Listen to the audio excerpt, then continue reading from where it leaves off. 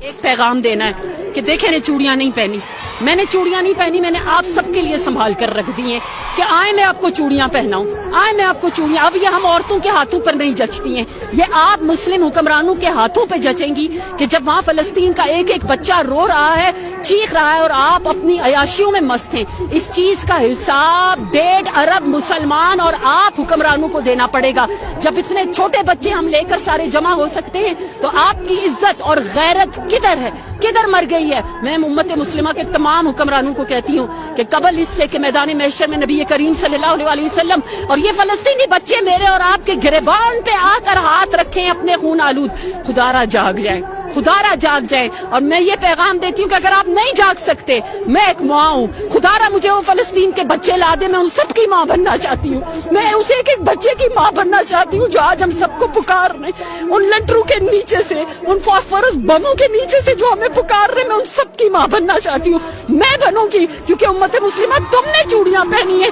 باخدا میں نے چوڑیاں نہیں پہنی ہوئی.